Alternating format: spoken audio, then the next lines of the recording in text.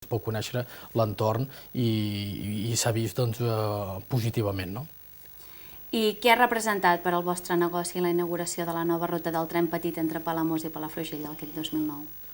Bé, a veure, negoci, no? En principi negoci. S'ha vist molt, sobretot, que molta gent que tenia aparcada la bicicleta l'ha desenterrat, no? Bicicletes que estaven ben empolsades els han portat a fer unes revisions, també hi ha hagut un augment de venda, no? I sobretot també turísticament s'ha vist que molts establiments que no comptaven o que no utilitzaven gaire aquest servei de cicloturisme cada vegada més ens estan trucant per agafar i llogar bicicletes perquè així els caps de setmana o durant la temporada estiuenca poden aprofitar aquest servei de tranquil·litat, d'anar tranquils per una via que saben que no es trobaran cap vehicle i seguretat, sobretot.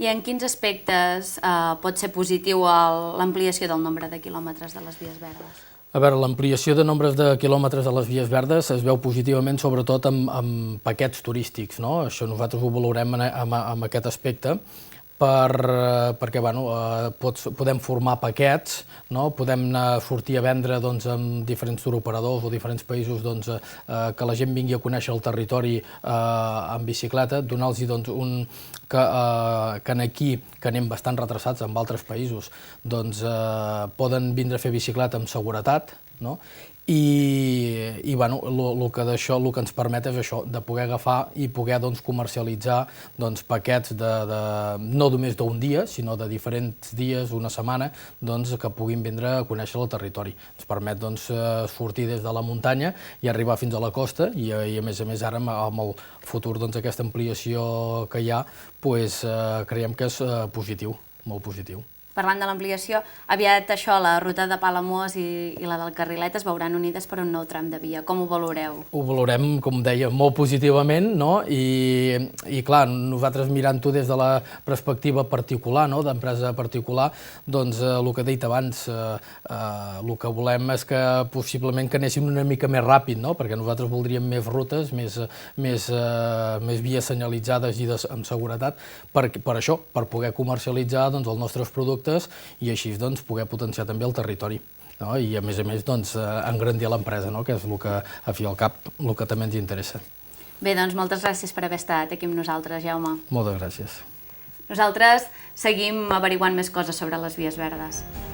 A part de les nombroses ampliacions dins la província amb les que està treballant el Consorci, però també n'hi ha una que preveu unir les vies verdes gironines amb la Catalunya Nord.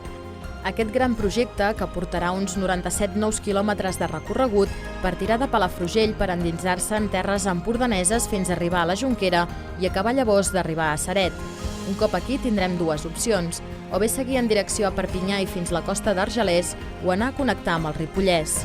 Aquesta gran anella d'unió entre Girona i la Catalunya Nord aprofitaria tant les vies verdes com altres xarxes ciclistes i suposaria un recorregut espectacular al voltant de dos territoris units ja per la cultura, la llengua i la història.